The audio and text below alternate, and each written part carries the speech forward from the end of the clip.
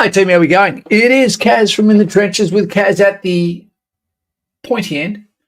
Getting ready to communicate with you today. It's going to be an interesting subject. We're going to hopefully be interviewing some applicants, up and coming members, who put them in the hot seat and allow them to help me to help you if you're considering enlisting in the Australian Army, Airforce or Navy, so that you can look at a life that is separate to that of those that might have a calling to do anything, but have social pressure to do something, whether that be university, whether it be trade, whether it be stay on the farm. But understand one thing, that it all starts with knowing who you are yourself. And I don't think you're going to find that out at university, and you may not find that out in a trade. It's going to take a long time. Hand up your ass. You're the puppet, and the puppet master will tell you what to do, where to go, and where to be. And then tell you not to look at your phone while they're looking at their phone. They're going to tell you how to think and what to think. Instead of treating your brain like an art and understanding the ADHD that made you fail school, is exactly what you need to make you the best soldier and look at things from a different angle on the battlefield. Third course of action, so to speak. So as we open up this can of Coca-Cola, we've Cotton Eye Joe in the background, and I can see all you legends there in chat.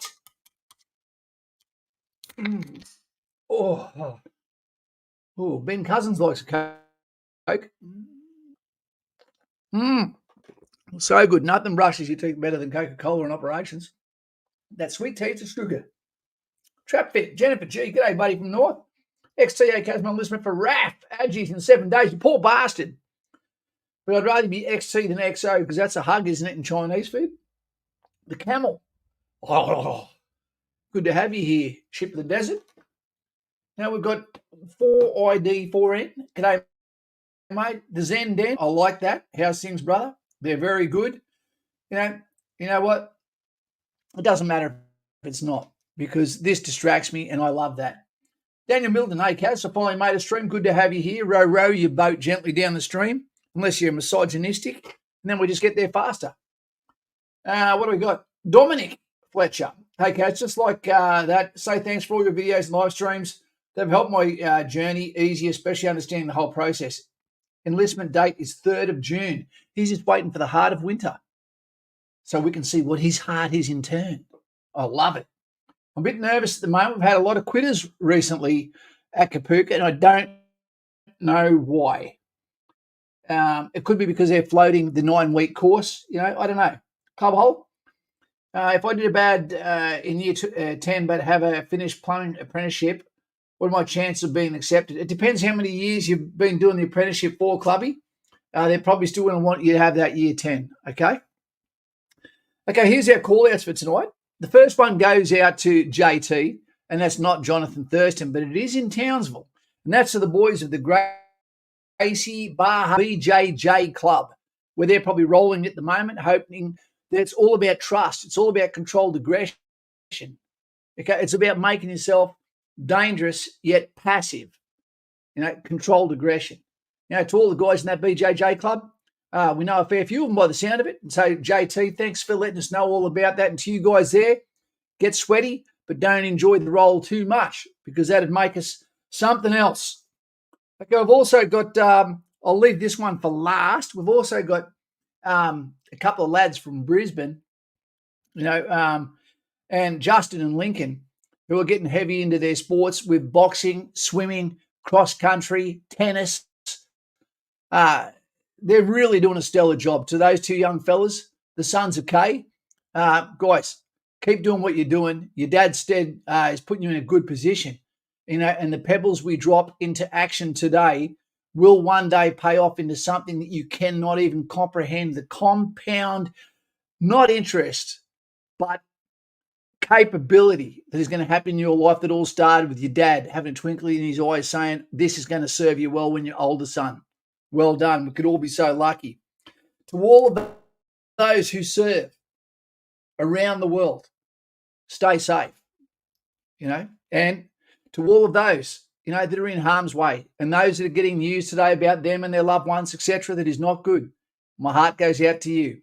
And finally, there's a young lady in Cairns whose life is about to go through an extreme ordeal for at least the next year. And that all starts tomorrow with backup operations back to back to back. And her healing time is going to be over a year. And that all starts tomorrow to this beautiful young woman who looks like she's been kissed by angels. She's probably not going to see this, but all the best to her. And, God be in her corner, because she's going to really need some close friends and family. And I hope she's never said, I don't need a man, because he's a great man who's looking out for her right now. It's not this guy, but I'd hold a hand in a blackout to her. All the best. So some thumbs up for those that are in a position we don't know about. Elise King, confused, is actually the Queen. Ali has an axe. My daughter's Ali. Let's have a look at the intro, then we'll get back into saying good day to you cats. Kaz from In the Trenches with Kaz, and I'm here today to open up the gallery to give you opportunity, if you're looking at joining the military, to come on live, come on one, come on all. Trolls, stay under the bridge. Come and ask the critical questions so the conversation we have can illuminate the questions that others would like to ask. Okay, well, I want you to jump on board. You don't have your name in there. That's fine. We're not going to call your name out. You're not going to identify yourself as a military member, because at the moment you're not. You're someone with a calling. Jump on. Let's talk to you and let's get to the bottom of this. You can bring up unique situations that we need to know about, and we'll cover those. You might be helping a whole bunch of people that are watching from some other country like Western Australia. So jump on now. I'll be kind with you. If you want to wear a COVID mask, then do so. Okay? It's all good. You're not, at the moment, stuck to the military legal system. But just don't say anything, and I won't ask you to say anything that's derogatory of the King. God bless him. Okay? The Chief of the Army, the Chief of the Defence Force. I'm not going to talk about trannies. I'm not going to talk about any of that stuff. Come on there, ask logical questions. You'll get the answers live. Help me to help you to help others. Simple as that. Let's get on board. Let's do it. Let's change your life. How will your life change? We're going to talk about that tonight. It's going to change 100%, because you're going through a portal into a different world. A whole new world. Welcome, everyone. We've got some call-outs tonight too for the guys in Townsville, the BJJ guys.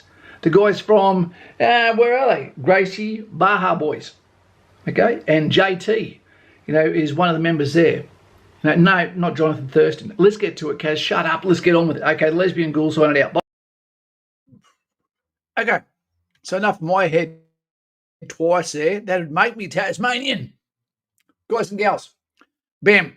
I've just dropped the link in comments. If you are not a military member yet, feel free to jump on. Don't come and be a dick. It doesn't make you smart or cool or edgy.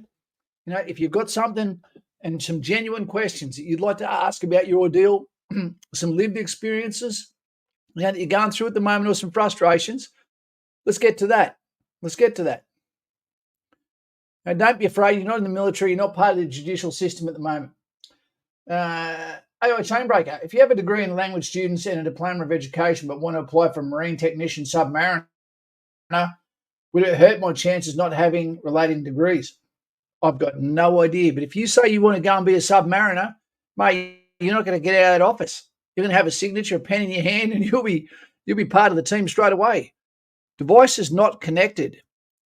Change your name on that one, mate. Don't put your real name in there if you can. You'll need to connect their mic. They will need to connect their mic cam before you add them. Okay, so you've got to have your mic and your cam set up on your phone, mate. Jency, leaving for Kapuka on June the 3rd. What socks should I bring?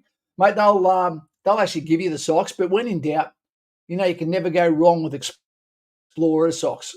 They look like they cost a lot, but in winter they can double up as your friend, if you know what I'm talking about. The woolen condom, so to speak. Jaden, Jency, do not bring bamboo socks. Just bring a lot of baby powder. There we go. Here we go.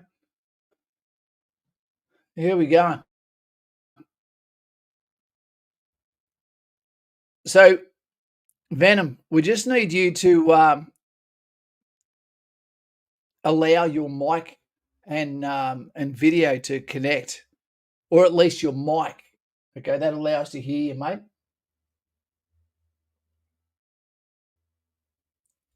Yeah. I don't mind. Anyone can jump on, to tell you the truth. Cass, we know you got this. Wingy, don't talk to me about all this, Cass. It's still going bad, even 1 week prior to Kapuka. There. You know what happens? You always hurt yourself before you go overseas or before you go outfield, etc. That's the way it works, mate. You know, there's nothing worse when you have a relationship breakdown 2 days before you go outfield. Let's start and get you started in case everyone's a bit of camera shy at the moment. This is the first thing you need to know, guys. The very first thing, and I'll quickly go backwards a little bit. What used to happen when recruiting used to do their job properly was you'd walk into a recruiting office and the first thing that would happen is they'd steer someone in a direction that has actually got a few SVAs under their belt who's been in the military. And then that person will talk to you about you going to Army, Air Force or Navy, then give a relative person to come and speak to you. And they'll be looking at your hair, the way you dress, the way you walk, the way you talk, the way you look at people in the eye. You know, and then from there, they're just going to ask you a simple question. So why do you want to enlist, mate? You can learn so much by asking someone that. Do they have family relatives that are currently in? Do they have a rich history of military representation? You know, do they have no idea at all? Are they a goddamn psycho? You know, all that comes out of the conversation, and then they can make a quick understanding of what is sitting in front of them. A litmus test, if you will. Mr. Greedle Chambers, I want to be armoured vehicle crew, but I feel like I wouldn't be doing much and just sitting in my vehicle the whole time. I'd like to do some dismounted work whilst going for tanks. Don't go for tanks. I wouldn't recommend that. If you go for tanks, you definitely won't be going overseas because we don't take them with us. How do I request to come on live? Just hit the link just above there, man. I'll put it in again. I can put it in as many times as you want. There we go. LinkedIn. Would you happen to know if you do much dismounted exercises? Not if you'll do none if you're actual armoured vehicle crew. Your job is to stay within 2 meters of that vehicle and keep it operating at all times. When in doubt, you're either making a goddamn sandwich for either the people in the back or for the crew commander or yourself, or you're getting some sleep whenever you can possibly get some in. Okay, we've got a few people coming now. So we've got the mother. We've got the mother of one of our and we've got Ben. Okay, so let's do a quick test there. Hey, Jeno, you got me? Hello. Cass? Hey, Jeno, how you going, mate? Yeah, good, mate. How you going? Yeah, pretty good, mate. Depends who you ask. If you ask beautiful women that are looking for the guy of their dreams, they think I'm shit. Hey, you go, mate. Thank you very much. That's okay, mate. It's the way it is. I've had a lot of fun in my life. I can tell you right now, buddy. There you go. Someone not afraid to show their face, and he's better looking than me already. Hello, guys. Nice to meet you. Nice to meet you too, mate. We're just waiting for Cassie's voice to come in there. She's the Can dentist. you hear me? Mate, you're just going to... Oh, there she is. You know, no one puts her in the corner. You're just going to ask any question you want whatsoever. What we'll do is we'll start with Cass, then we'll move up to Jency, and then we'll move over to you, Venno, and we'll just go from there and we'll keep it around. You can ask any question you want. It might be one we put up, or it might be one that's really chapping your balls. So, Cass, kick us off, mate. Well, I'm looking at this right now, and on the screen for me it says, why do you want to enlist? Now, obviously, I'm old as Jesus, so I'm well beyond the ability to enlist. But I don't know. I would have to say, obviously, that I'm quite patriotic, but I think that it's a profession that's got so much to give beyond any other profession that I'm aware of. What do you think as a woman and a mother of a serving soldier? Do you think that we should be taking a leaf out of the book of the USA and actually creating not just Gold Star mothers, but a political representative voice of the mothers that send their soldiers to wear the uniform? So if someone like Venom is not allowed to talk to certain people because of the position he's going to be in, and Jenny can't do it, then the mothers should be able to say, this is the frustrations that come through the phone, and I'm going to hold your feet to the fire, politician. You know, and if you had 10,000 mums turn up somewhere, I reckon people would take notice pretty bloody quickly. Look, I agree, but at the same time, I'd like to think that I've raised a son who can stand on his own 2 feet without me needing to be his voice. But he's not allowed to have a voice while he's serving. That's the thing. No, and I get that, but that's different from us to the States. Yeah, it is. But I just think politicians should know that there is a spectre of doom that waits above them as well. I think that and you and I have had this conversation before where we've said that here in Australia, times have changed in the last decade to 15 years, where our soldiers were seen as an example of pride, and now they're almost hidden. And that goes back to the fact that they different sort of pride. Button. Yeah, like we used to see our soldiers in schools. We used to see them on the bus. We used to see them on the streets. So there's a bit of I don't want to say shame, because I don't think that's exactly what I want to say. I'm very proud as a mother of a serving soldier to stand up and say my son's in the military. It saddens me that my child can't do that himself visually, if that makes sense. And it depends where you come. It depends where you come from, because if you're in Brisbane or Townsville, then at 7 o'clock in the morning, at any given time, there is 4,000 cars with soldiers in them streaming through gates, and every shop, every petrol station, you know, is soldiers. Yeah, you know, so it's also a locality thing, that's for sure. Yeah. 2 seconds, Kaz. We'll move on quickly to Jenny and get him off the block as well. Yeah. How you going there, Jen? Good, Kaz. Yeah, good. The main competitor to the ADF at the moment is probably going to be your FIFO. A couple of my mates have gone up there now. It's just there's no real way to compete, especially starting a family.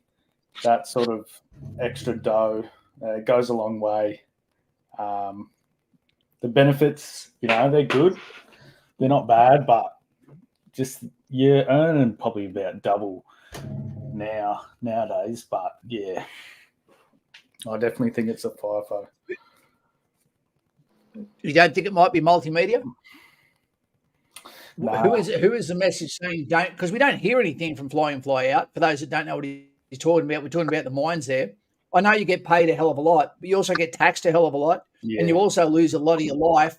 And a lot of people that go to the mines come back a disgusting slob of a human, and don't know how they got to that position. And even the money they do get, a lot of them come back and never have a cent because they were with the wrong gal that loved the money more than they did.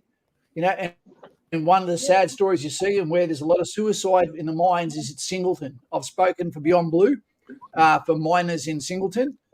I would say the main competitor is definitely the counter message to loving your country, which is what's happening at the moment from multimedia, saying that, don't be loyal to anything or anyone, especially not to your country for some reason. That's a competitor. And if I was to ask you, what's your reason, Jeno, for, you've made a pretty good point there. You're an older guy. You've got a family that you have to look out for. What is your reason for joining then? What's going to drag you away from the golden chalice of the mines? I've always wanted to, serve the people around me, I think, and, getting the chance to do that on a bit of a different sort of landscape compared to, your coppers and your fireys. I've always sort of been, looking up to the army, having uncles and great grandfathers who've served. I think, that's probably my main sort of reason for joining, I think.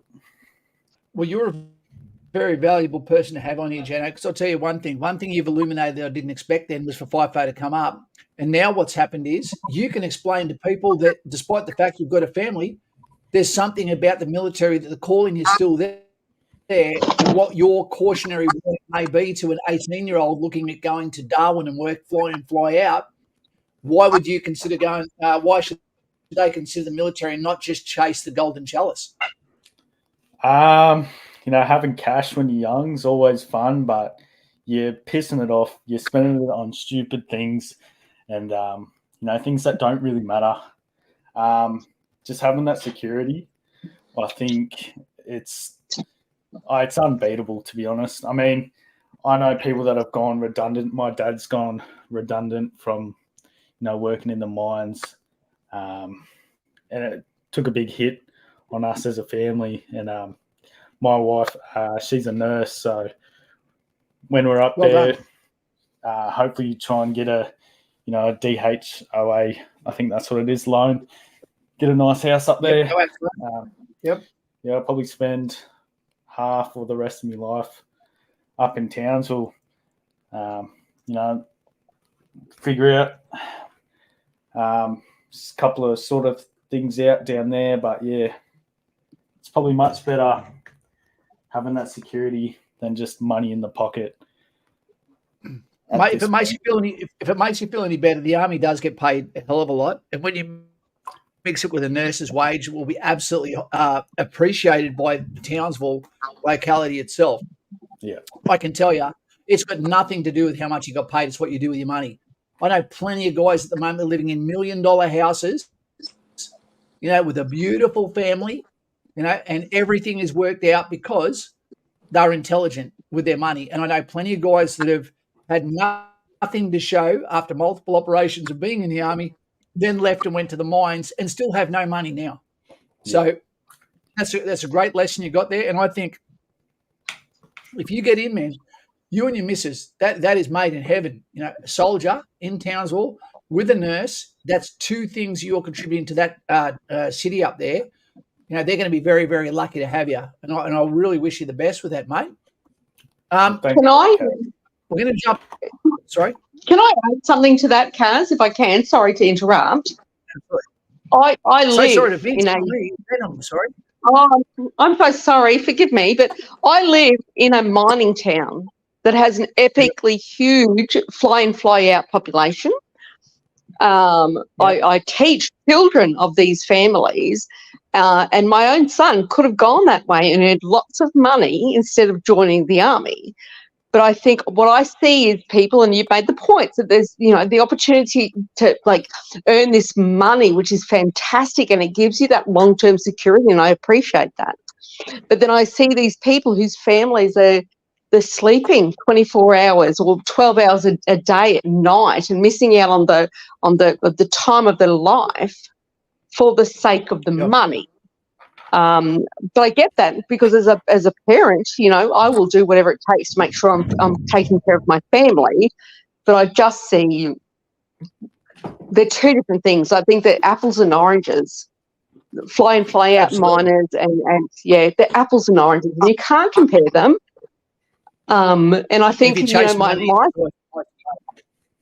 that's it. So, and I I look at my child, and I don't think he went into the Army thinking, oh, this is going to be about guns and bullets. I think he understood that it was going to be about a lot of different things, whether it was, caring for people in, catastrophes or, natural environment disasters. But I just think they're different things, and I get the appeal of the money and the financial stability that comes from working in a mining place and getting the big money. But that's a lifestyle decision versus that's a lifestyle decision. Absolutely, it is, and the stability that doesn't come with that. Sometimes it can be too late to go back and then find out what have you given away. Yeah. Let's move up to Venom. How you going there, mate? Welcome. Thank you, sir. Thank you for having me. Hope everyone's good tonight. Yeah. You look like a policeman. I'm not, no. That's all right, mate. How are you? Tell us a little bit about yourself without giving away too much. No, it's fine. And then we'll ask you a couple of questions.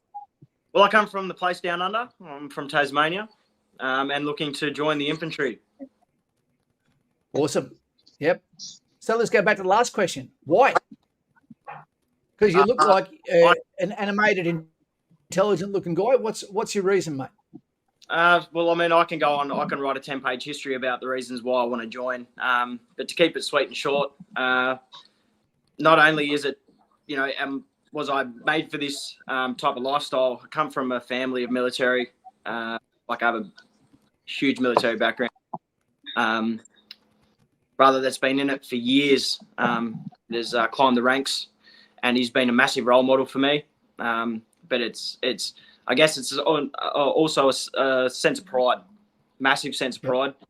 We live in a beautiful country, and all the people I love and care about are from here, and I just want to be a little bit selfless and go out and protect those that can't protect themselves, and just do the right thing and grow as a person. And it's a lot, I can just go on and on about it, Kaz. So what does it mean to your life when you actually see that your name tag gets put on your chest to represent your family? And because your first name doesn't matter, it's only ever your surname, and how good it will feel to actually be around people that you'd never met in this lifetime, and then see the Australian flag put on your left shoulder. There'll be definitely some tears on that. I know that it's without sounding too soft or anything like that, but the pride would just be overwhelming. To have the Australian emblem on the shoulder, and marching and being a part of a unit is going to be a huge achievement. Touch wood that everything all goes well, but that's definitely something that will be a huge thing. Would be pride. There must be some conversations that are getting ready for you around times like Anzac Day, Remembrance Day, and all that sort of stuff, how that's going to change too when you know you actually have skin in the game. No one knows. There is not one person, including the Chief of the Defence Force, that knows what's happening in the next 10 years.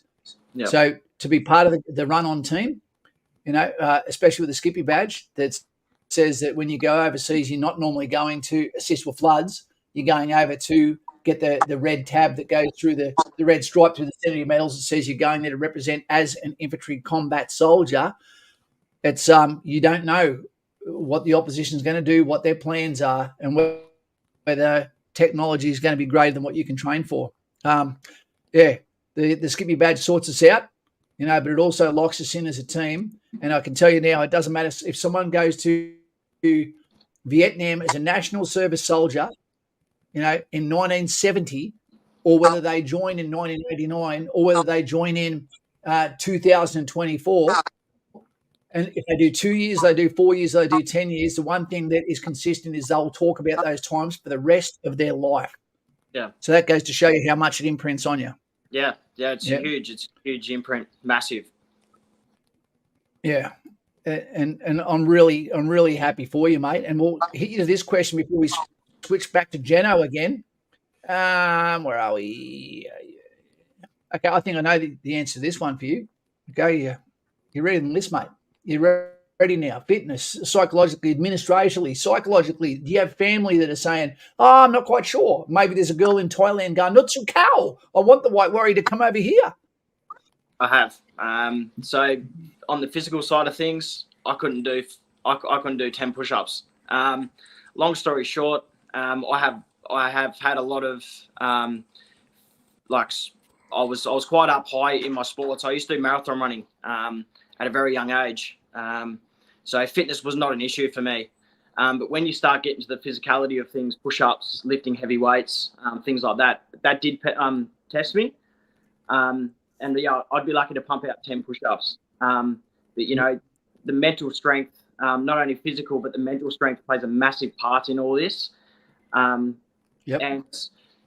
pumping out 30 push-ups, it's something I'm not really comfortable of doing, which is tooting my own horn. I'm definitely a quiet soul, quiet person. But I guess the discipline of the physicality, like if I had to go and run a 5-kilometer run, the BFA, as I've heard a lot of your lives, that's just a basic. It's just a fine line of what you actually need. But I'm trying to excel that. So, if you're going as an infantry, sweet, awesome. But also have a higher goal as well. So I'm only 70 kilos. We're just under 70 kilos, and I'm doing things that again, not trying to toot my own horn. Just trying to give you a rough idea, Kaz, is I'm running with a with a backpack which has 8 or 9 bricks in it. Just the discipline and running long kilometers to get past that basic fitness, and that way when I go there, I can be able to smash it and not hold anyone back. As you said, it's a unit. It's you're only as good as what was it you saying? You can say the fattest. You don't run at the speed of the fattest. So what I try to do is I try to be the best me. So that way, if there is someone below me, I have that mental strength and the physical strength to lift, because that's what it's about. It's all about teamwork, and where your strengths are will help others that lack, or vice versa. So, yeah, my physical stuff is ready to go. Yeah. And I'll tell you, Benno, the one thing I can tell anyone that's going for a military career is during my military career, regardless of my fitness level was at a very high level.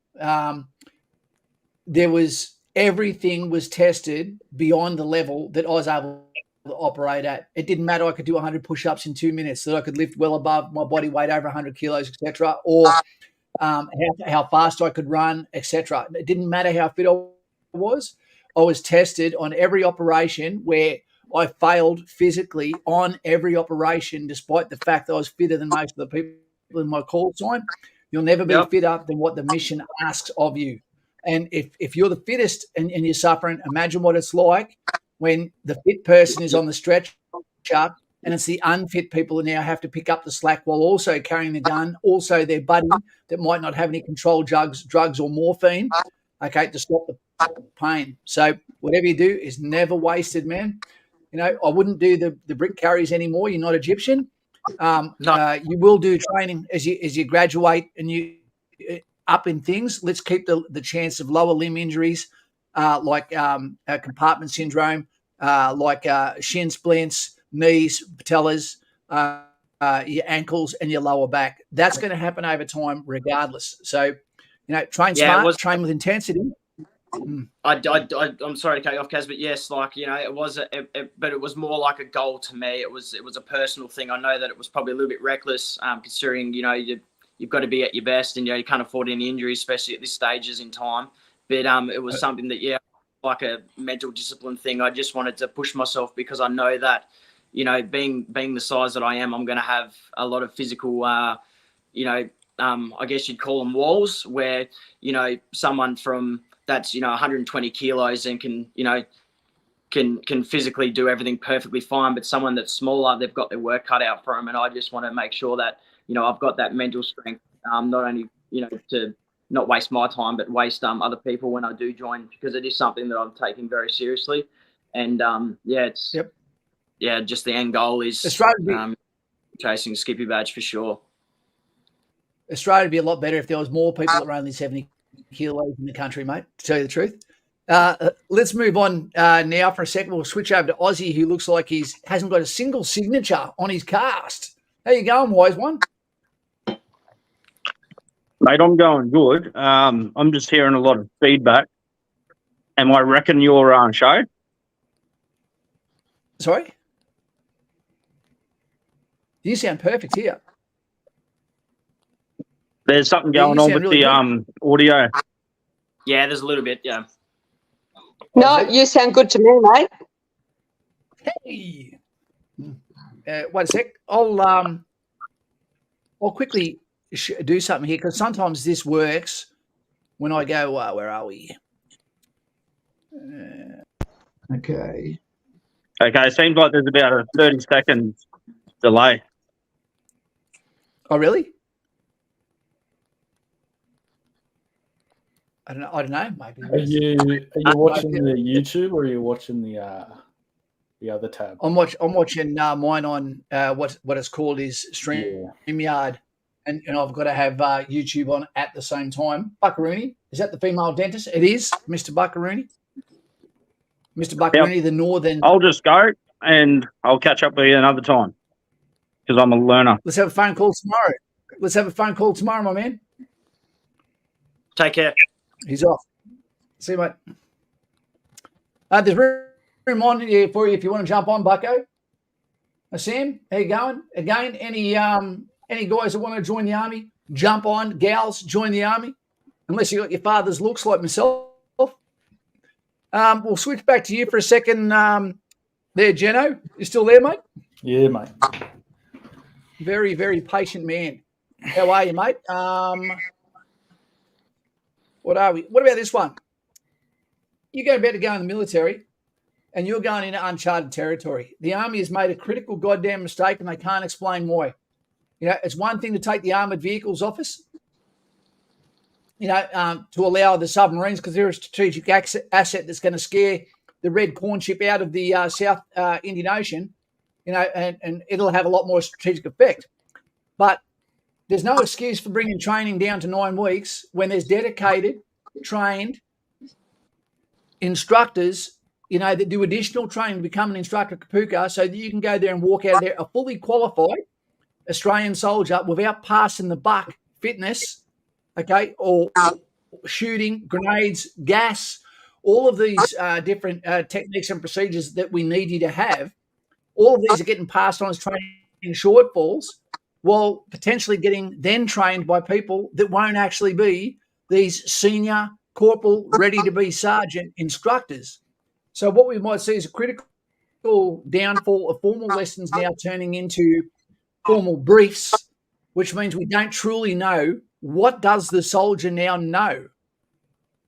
And the scary thing is, when they stay in long enough and they get made up and they don't exactly know what they don't know, that replaces the old man river of the corporation, and we end up with people not knowing how to do things like gun stakes, how to do fixed lines, how to do fixed limits. The officers that come up and seem to have no idea how to do ambushes, besides the fact that they've done all that training. Now they're down reduced to a year's training instead of 18 months. And you think, what is the goal of all of this? So we're in uncharted territory. At the same time, we're still seeing the same amount of quit rate by people that are going to Kapooka. And Yeah. I'd love to know what your idea of this one is, guys and gals. What is it about an oath people don't understand? When they say, this is my calling, and they put their hand up in front of the picture of the king, the flag of the nation, in front of their families, but then still quit. You're quitting yourself. Even if you don't like it, it's Kapooka. You don't quit. Your oath is your word. Yeah, Can it's I not- add to that, Terence? Yeah, go. Do you think it's because we're living in a time of relative safety that we are? You don't think that? I don't think it was a quality that people used to have. Quitting is just something that never used to happen, and when it did, we used to have shame, and now everything is about don't shame someone, or there might be a reason. You go, yeah, well, you had all the chances to not turn up. You got vouched for by a full organisation, and the worst thing is, what I'm saying is that right now. What I'm saying right now Sorry? is that the threat of war is more removed than it was years ago. That Well, you'd expect people the are right too people to turn up. comfortable. I think we're just being. I just think we're just a bit soft. Yep, I think I reckon it is too. participation awards and everything like that. I know as a child growing up, if you didn't win, you'd work on the areas of where you went wrong, and you grow. I just feel that people give up too easily in certain things. Like it's just I guess upbringing. That's all I can think of. I mean, I'm not trying to offend anybody by saying it, but that's just my view on it. But then again, I can't relate to a lot of people because I come from such a competitive family. Always competing with my brothers and sisters in anything I did. Yep. And yeah, coming back from a running background, I didn't win a lot of races, but definitely didn't quit. You're I white. get what you're saying, but that sounds really great. I understand it, but I teach these kids, and we Yep. teach them about World War One. We teach them about World War Two and Vietnam. Yep. And right now, the generation that we're dealing with are kids that war is something that happened in the past. It's not something that's ever going to happen again, to their way of thinking. So they're complacent in thinking that joining the army is not about representing the country or saving or standing by the morals that we believe in. It's just, what's the purpose of it? And that's the whole thing. When you've got the calling, you don't need anyone else to ever explain it. It's in you, and it's hard to explain to other people that you don't even ask what was the pay. I don't care. I want to join that. All I want is the name on my chest and the flag on my arm. I know this is something that is normally passed down by grandparents. Nationalism, love of the country was an extension of love of the family and the tribe of the team. But it should be a no-brainer. You know, one of the reasons why the Germanians were so successful when they used to fight was the chieftain, actually, the people around him swore a blood oath to him that if he falls, they fall.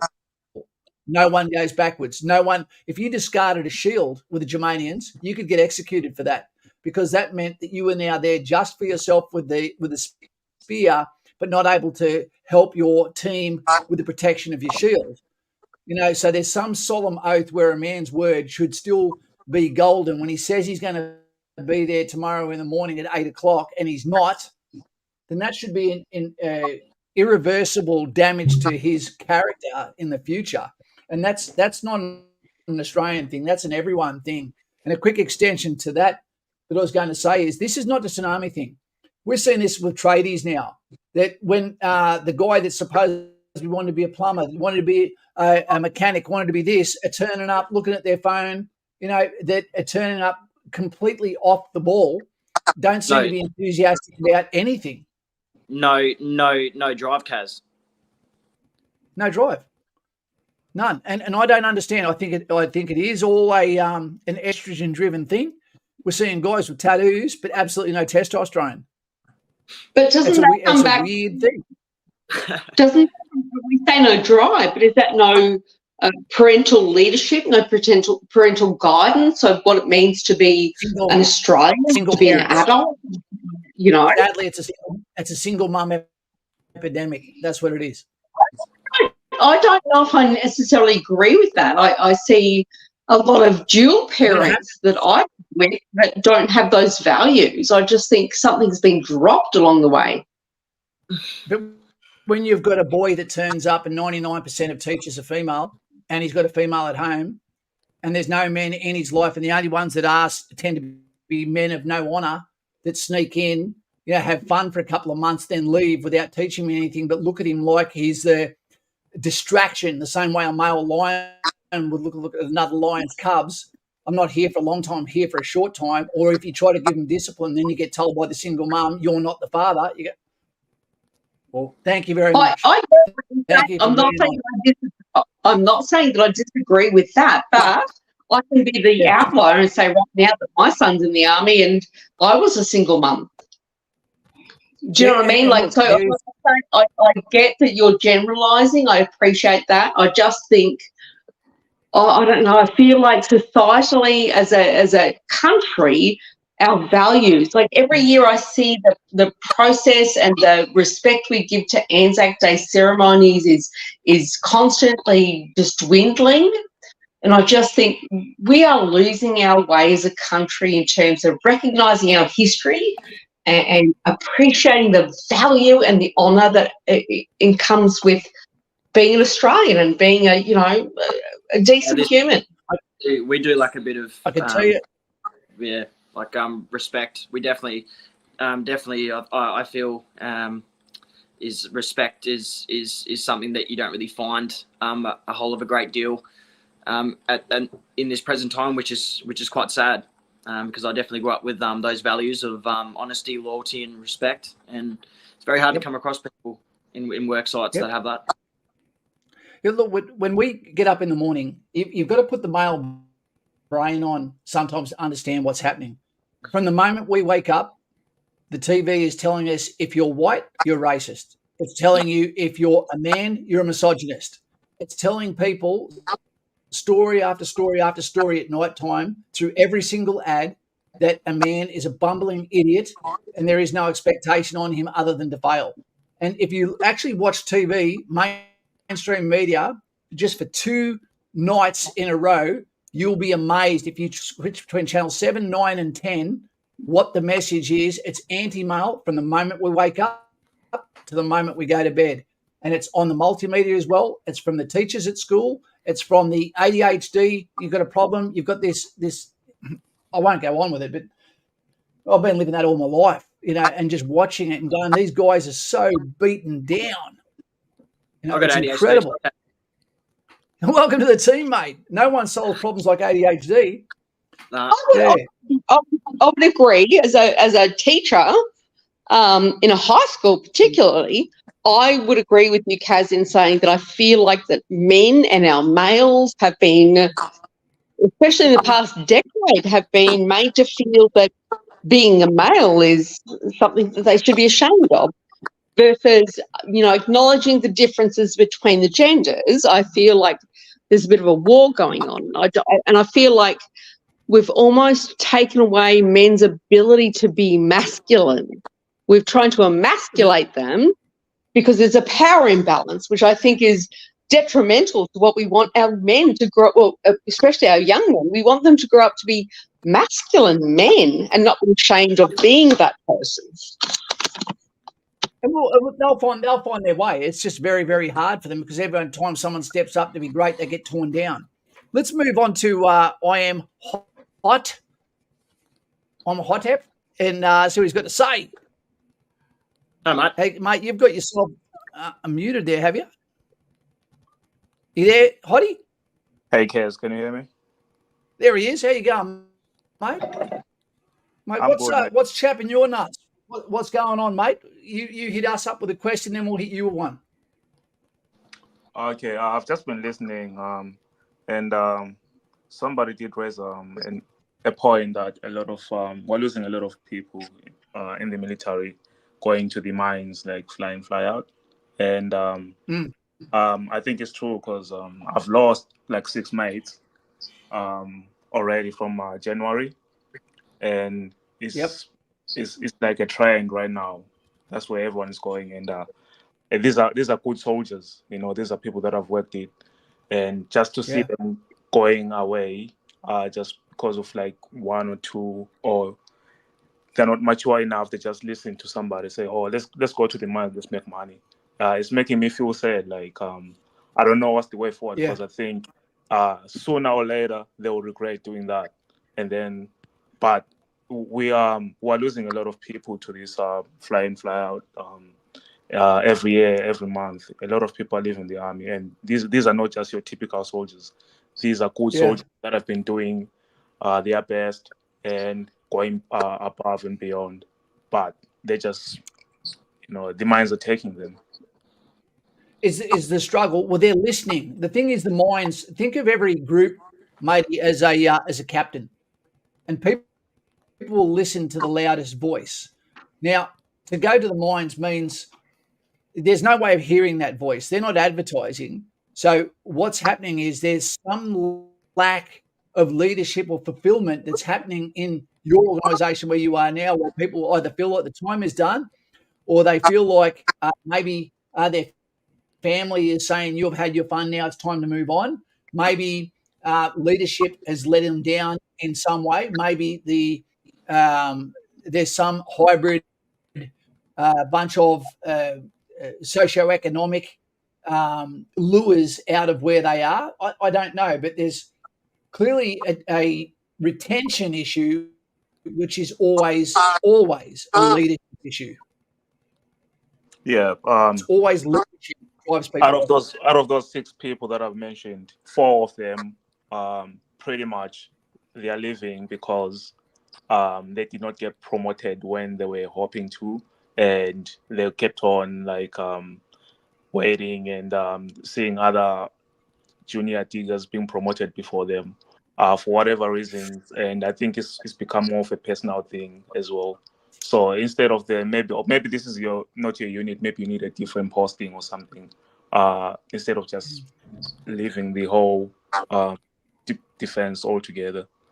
But it's people feel sad because when we lose someone, we lose them, mate. It's maybe you should get promoted, mate, and you say to people, regardless of what's happening, Okay, I'm going to be the motivator here. I'm going to be the Al Pacino. I'm going to be the voice of change.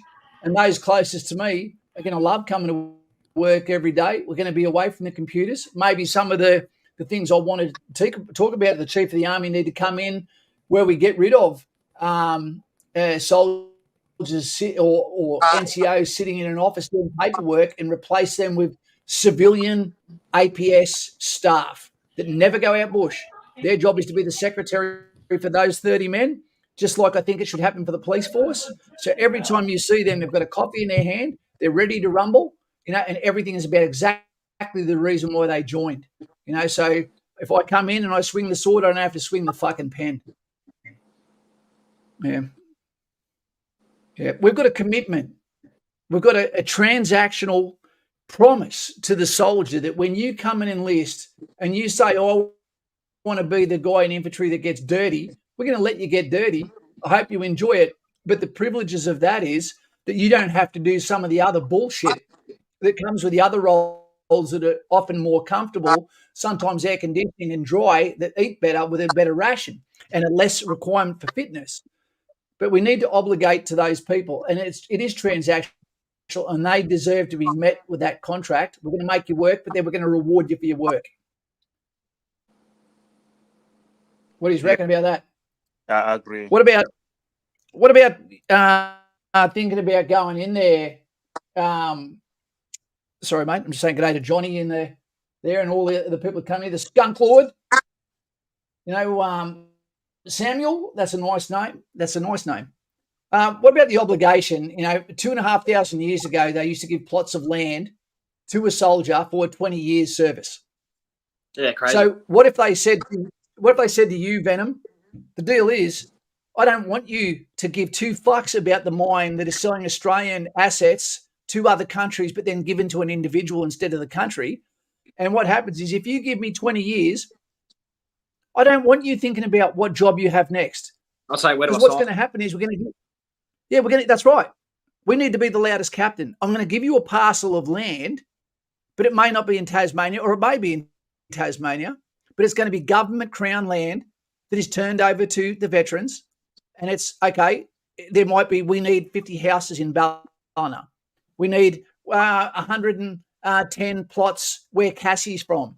And what you do then, it's like you're bringing law-abiding citizens into a town in an area that they're selling 140 acres for $30,000, and the government just goes, we'll take that. And what we're going to do is also going to give you some people that want to get the fuck out of cities, and we're going to give these law-abiding people a chance in the outback to go and be the best version of themselves, bring up a family, own a fucking house, and pay them back. And they never have to work again, because I'll also have some sort of universal basic wage that allows them to stay within those areas with respect. No, it's fine. Sign it up as long as it's a good price. Queensland, some expensive houses over in Queensland. Yeah, if I was able to get land, I'd sign. But yep, done, mate. Yep, 20 years of service, absolutely. Do what I got to do. And isn't that the minimum you'd expect as a soldier's done 20 years, that you own a portion of dirt that you actually protected? That's right. Yeah, and a lot of pride would come with that as well. Yeah, sure. Absolutely. Back to yourself there, Hottie. Sorry I was trying to cut you off, mate. I always get excited by my own voice, mate. What else? What do you reckon, mate? Would you like to know that after 20 years you get a bit of Australian terra firma, enough to put a cricket pitch on, but not a house? You can have one or the other?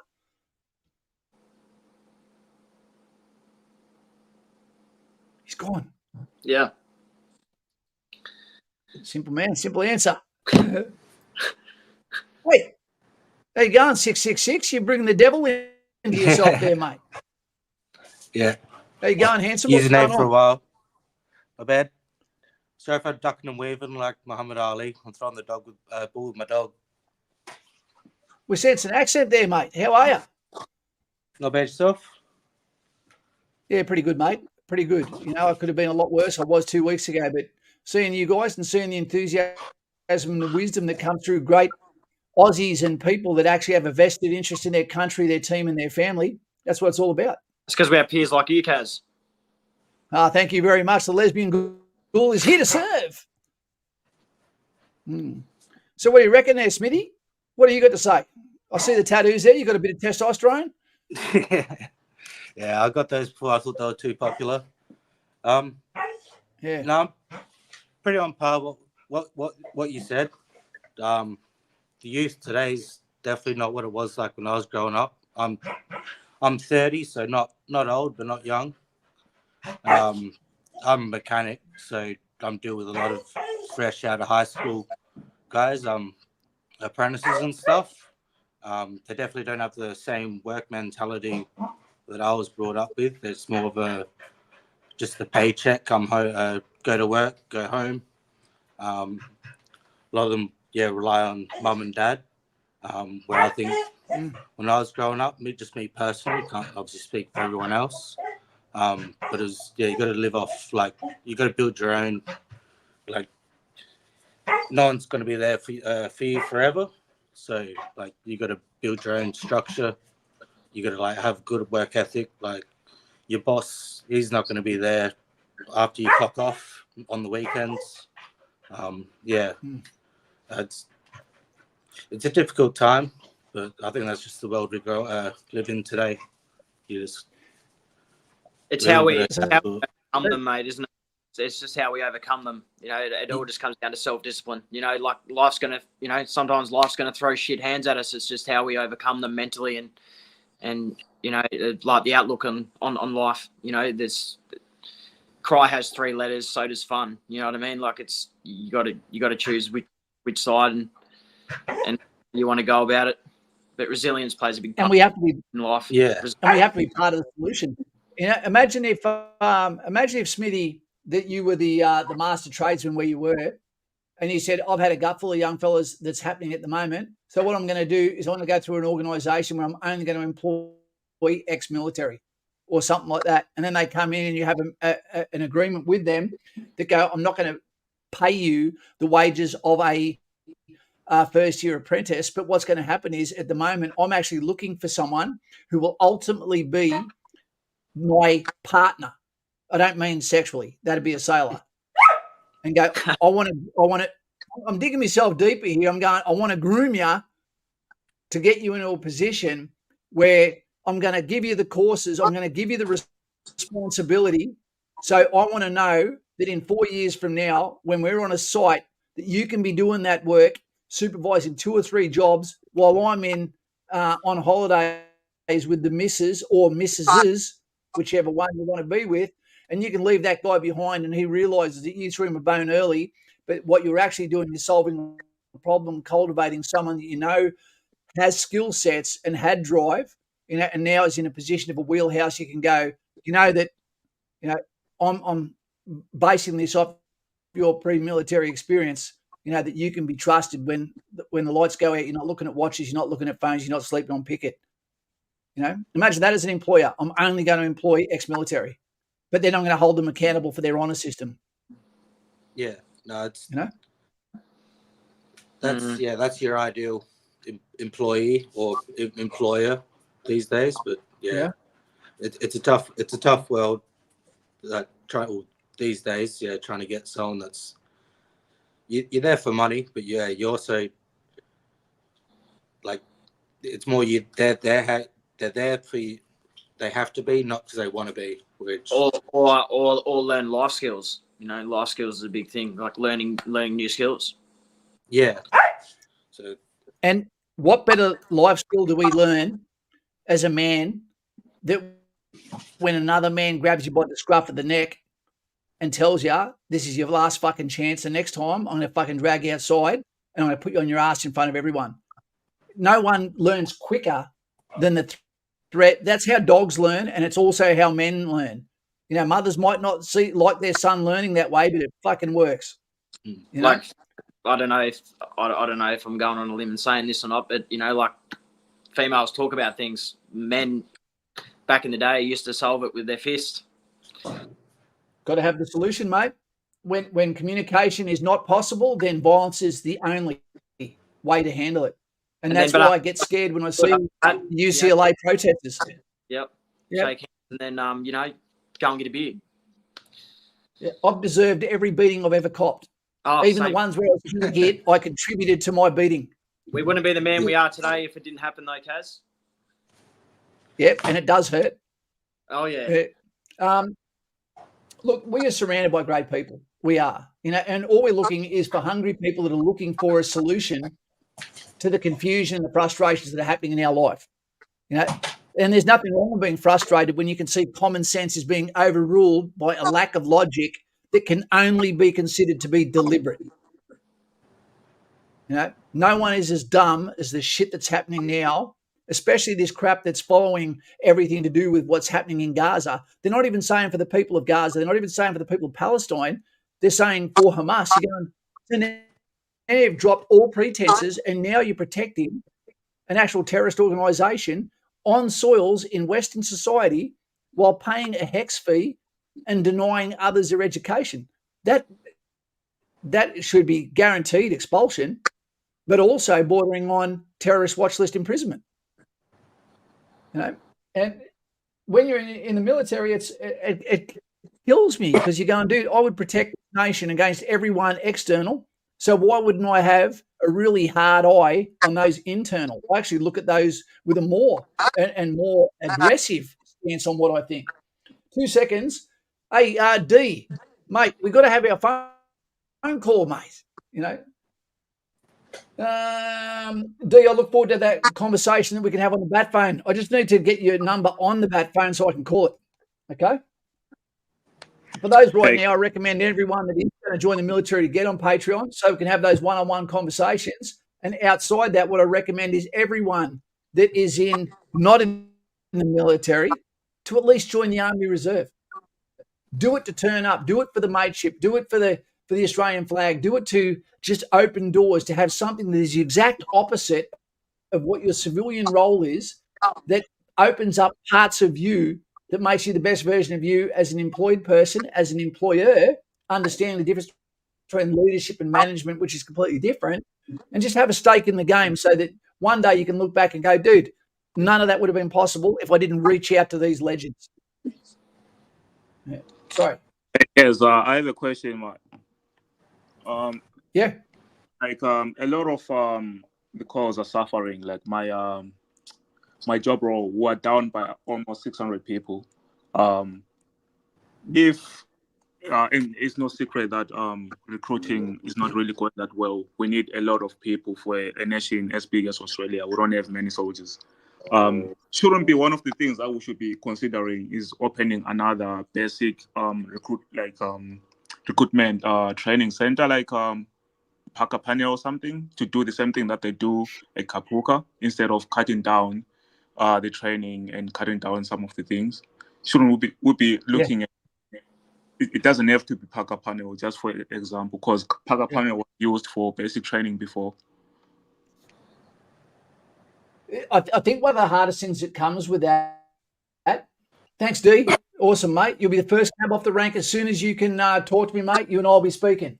Mucho respecto. What a lot of people don't understand, mate, is when you open a place like the School of Infantry or a place like Kapuka or a place like Pucka, it's not just the training, the facility where people are sleeping. Then there has to be, 1,000 acres of land that is dedicated to that for rangers, the tracers, then the bookings and all of the different things that occur. There is so much logistics involved and government monies and contractors and everything that opens. It is massive. Maybe they could open at Adelaide now that they've got rid of the battalion down there and those training facilities. But I reckon you should just put another battalion or another training area, potentially even in Townsville. They've already got the Rangers there. It's already gazetted. You don't have to do any more work. You're introducing another potential 1,000 people to the base in another base. I think that'd be great. If it's good for the economy, I don't think of any town that would reject, that much money and enterprise coming to their area. So I think that is a good thing. You've just got to take into account that when we concertina and all of a sudden we've got enough people, if that actually happens, because we're also going to be prepared to be able to train for a conflict, including what I believe should be national service. The time in Australia for national service, I believe, is now. What do you reckon about that one? Yeah, I think that should be something that we should invest on. I think that's something that should be part of the defense strategy. Like, if we are serious about protecting Australia, like we say, I think we should really invest big bucks, big money on new facilities.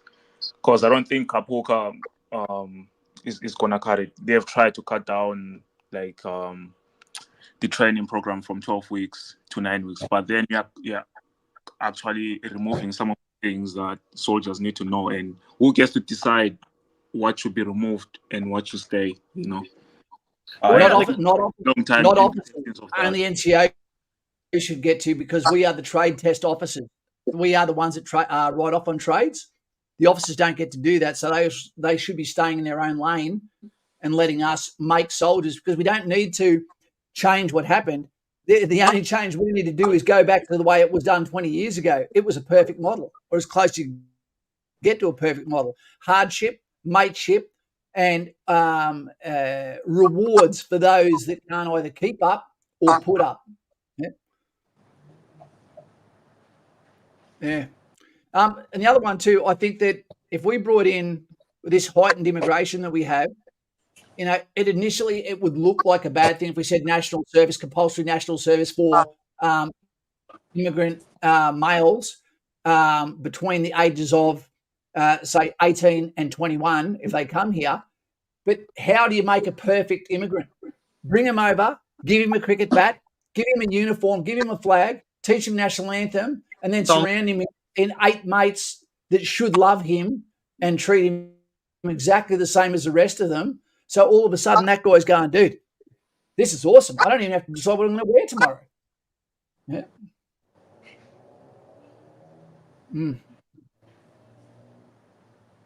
Oh, geez, I've created a silence there. What do you reckon about that?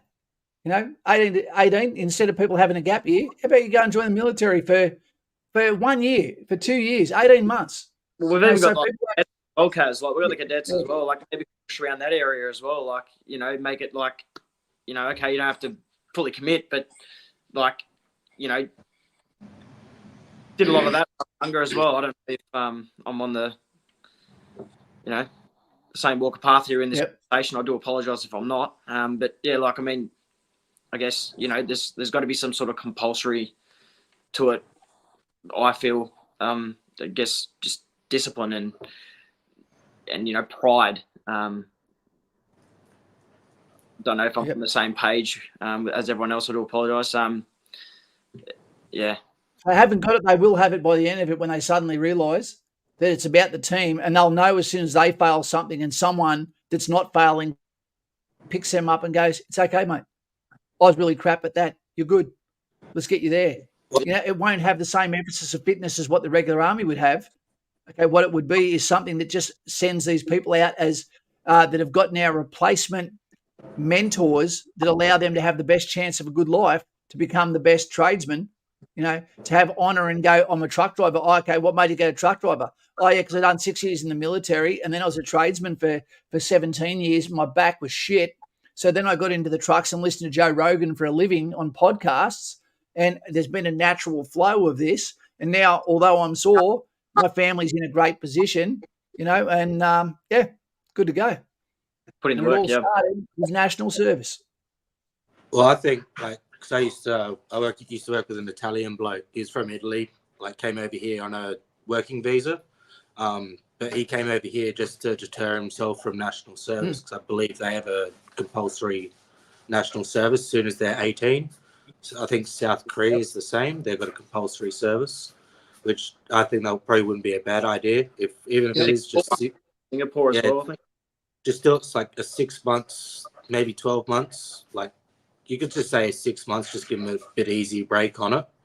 But yeah, just the life skills, camaraderie, like that you say. I know a lot of countries, because I like to talk about things I do know, things I don't like. I don't like to talk about things I don't know. But like a lot of different countries, they have a compulsory of 2 years in the military services. Like, it's just compulsory 2 years. At 17, 18, it's. Where's the sweet spot? Sorry? How happy would parents be when they see it, how happy would parents be, just segueing a bit here, if they saw the thing they love the most in their life, their kid, but their kid is a piece of shit.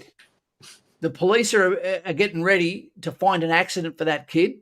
No one likes them. You know, they can't be trusted. They're every substance they've had a crack at. Every time they go out is another call in a police car, and then they go away and they come back 2 years later, clean cut, clean shaven, tattoos with no skulls.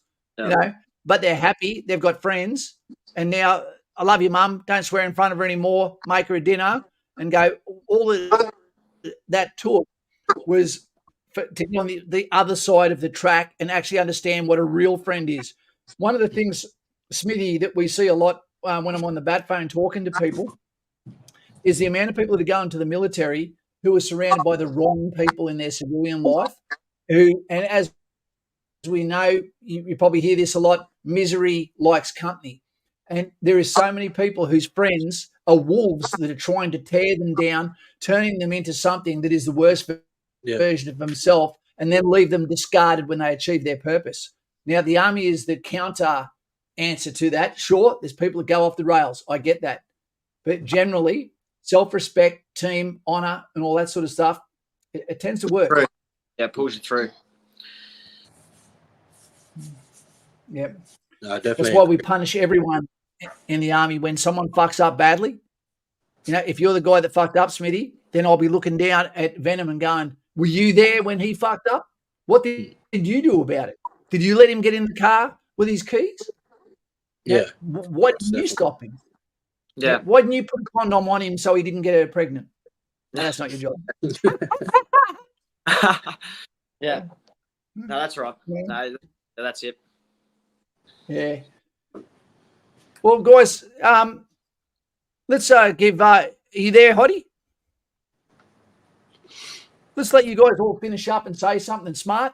You know, something that you'd like to say for yourself or something you'd like to say for others. We've got a whole bunch of people that are about to go in the month of May, which is now, just after Anzac Day.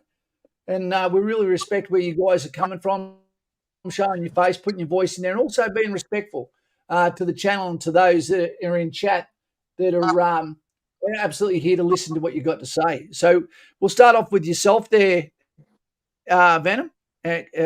You'll be finishing us off tonight, you guys, and then we'll get out of here. So what do you got to say, Venom? I just want to say, thank you for your service. Thank you everyone that's has served, that are serving now, and past, present. Thank you so much. And hopefully, with the application and everything,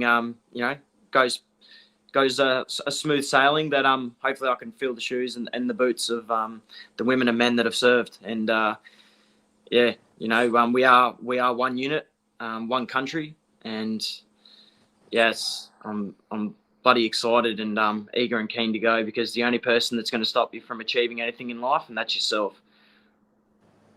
Yep, that's absolutely right. Find a way to get there. Yep, and we need leaders at the bottom levels, at the private level. That's where leadership is most deserving, at the private level, because then you get followed by channel. Thank you so much, guys, for having me on the channel, and thank you so much for talking to you in person, and all the best for your future endeavors and to the channel. Thank you everybody for listening in. Sorry if I've lost you there in the conversation. But, thank you very much for your time. No dramas, mate. You're welcome back. Okay, you're welcome back anytime. Thank you for behaving. No dramas. See you later, handsome. Bye. It's okay. Okay, over to you there, Smithy. So, impart some logic on us, mate. No, pretty much same what Venom said. Just thanks for everyone that is serving, was serving in the past. And then good luck to everyone else that's still applying. For the guys that are getting shipped off to Caprica in May, hopefully I will see you in the future sometime. Hopefully all my applications go well. And thank you to you as well, Kaz, for all the wisdom that you have passed on. Like, I know a lot of the things you have said or I've found on your channel that I haven't been able to find online or through anyone else. It's definitely been a great help. And then, it's just a good community. that you have brought together. So can't thank you enough. Thank you very much, Smithy. And honestly, mate, the pleasure is my side because I love the country, I love the institution, and when I see good people, it gives me hope, that my daughter will be protected when my arms are too weak to hail a taxi. So, respect to you, mate. The mantle is passed over. Yeah, no, awesome. I will be sending you a message tomorrow as well on the bat phone. We'll try to organise a phone call. Thanks, as mate. well. All right. Sounds good, mate. Thank you very much. All right. Have a good one. Okay, I'm gonna go and have a crumpet. Easy. See you, champion. Yeah. Hey, are you still there, Hottie? You there, buddy? Yeah, Kez, can you hear me? Yeah, mate. Yeah. Yeah, I'll also like to thank you, man, for your service and the good job that you keep doing here every day. Thank you for those that have served, those that are serving, and our future leaders. I just have like a message to those that are going to Kapuka. Pretty sure the next enlistment is in May. So it's gonna be freezing cold to probably May. I went around June, June to end of August. So it's cold, and I'm coming from a very hot sort of city, but that's when you literally look back and say, okay, this is real now. Mom and dad is not here. So you're on your own. You're being a man. You're being a grown-up girl, and just play the game. Don't complain about anything. Anyone that has served in the army went through Kaphuka, whether it was in the heat, whether it was cold. So just don't look at your experiences as an individual. Just know that you're part of a big family, and pain, the cold, the sweat, the push-ups, whatever, just embrace the suck. That's what makes you a better person. You don't get to be a better person by doing the easy things that everybody else can do.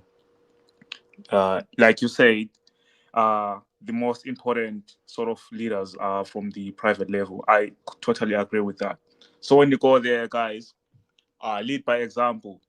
Don't be the shy guy on the background. If you know something and you're good at something, step up. If everyone is just looking at each other confused, take control. Be that guy that takes the initiative. You know, and yeah, well, good luck and good soldiering. Mate, that's a beautiful message. It really is. And if anything, that amplifies that you've got people that are telling you that Kapuka is not the army. Kapuka is a necessary step to get to the army. You're not alone. You're never alone. And that's why we have things like the bat phone. I'd recommend to anyone joining the army to get on the bat phone for the simple reason, or if you feel like there's ever a stage you feel like quitting, get on the bat phone, call me before you sign anything, before you tell anyone on a Sunday where you can be secular religious, and get on there and have a conversation with me so I can explain to you that you're living in a weird world, upside down world where everything feels like it doesn't make sense. Get on there, talk to me, and if you apply yourself to making everyone else's in your team, stable, you won't even get to think about your own cold or your own pain. You'll be through there before you know it. Singleton, not so much. Goddamn hard. But Kapuka, it's a breeze. It's just long. Yeah, Hottie, that was a really, really good message, mate. I really love that one. Thanks, Cuz. Thanks for having me. We'll chat some other time when I'm around. But mate, thank you. You're doing a great job. There's not a lot of information online. I also, before I enlisted, this is where I used to get my information. And years later, I'm still here, man. So you're doing a great job. And thank you again for your service. Thank you for your service, mate. And can we just get some thumbs up there, guys, for all of our people that were talking tonight? Because honestly, that was really respectful, the way they spoke. And it was a real breath of fresh air that you've got people that are serving that are telling you to do it, that it is great. that you can be something different to what you're hearing every day at bus stops, at work, the promise of going to university for potentially a career that doesn't exist. Guys and gals, you're worth it. Elise King, yep, embrace the suck. She knows she's going to be sucking that one up real soon. Hero of Troy, great to have you here, mate. The Romans have just been unboxed. It's incredibly exciting. I know we need to get out of here now, but I do want to emphasise, not just to the Baja boys in the BJJ club in Townsville that'll be waiting for those guys that go up there and gals that want to get in a wrestle. And no, you cannot trust me to do BJJ with a woman. I've got too much testosterone. I can't help myself. I don't judge people on their looks. Yep, come on, all comers. But I do want to really send this one out tonight. This is my little reminder board, of the important things to bring up. And that is not Gracie, the young lass in Cairns at the moment that is about to spend the next year of her life. Beautiful girl. Beautiful cosmetically, body, face, smile, everything about her, beautiful. But she's about to go through an ordeal for over a year, and to that young lass, I really hope that there are some strong people around her that can take up the slack, because I tell you, after being in hospital for nearly the last year and a half, it takes you to some dark places. So to that young lass, my heart is really, really, it's hurting tonight knowing what she's about to go into. Right. So you guys look after your family, look after yourself, be the best version of yourself, and understand that you are worth it. There's people out there that are protect you, that want to be part of your team, that care about you, but you've got to choose action. You've got to choose results, and maybe get rid of some of the crowd that are around you and replace them with the sum of the 5 people that make you who you are. With that out the way, guys, thank you very much for your time. A lot of thumbs up there. G'day, gal lads. Jan, I see you there. Hey, Ryan, Poker Face, James, Comjag, Nedrick, Philip, Hero Troy. Hero, let's have a conversation tomorrow about this Roman project too. Yeah, very exciting. Got nearly 500 Romans to paint sitting down beside me. You got to find and Skunks, thank you for being the new member. Can we get some thumbs up there for our new members? Squinty Conch. Guys and gals, the reason why I paint Romans is why? Because I've been painting toys, if you want to call them that, for more than 30 years while enjoying history. But it's because you need a distraction from the things in life that bring you down. That's what you need. My big excitement is when the share market comes back and I become an Uber driver. One day a week I'm allowed to work. I will be an Uber driver. For one day I was a marine biologist. Guys, you got to keep that rock rolling. You got to. All the best. Happy Mother's Day. I'm going to try and go and make some mothers soon. And I really appreciate you being here. Buckaroony. We'll also have a chat. Okay, Kyle Watson. There we go. Wingy, did you just get promoted there, mate? You're up to the full sergeant now. I'm just dragging this out now, aren't I? Guys, I hope all of you have a nightmare tonight. And to whoever created, what's the sleeping pill called? Temazepam. Thank you. You've got me through some hard times. All right, guys and gals, take it easy. Love and respect. Australia, always. Yep. And to those in harm's way, I'll be saying a prayer for you tonight. Ta-ta, said William.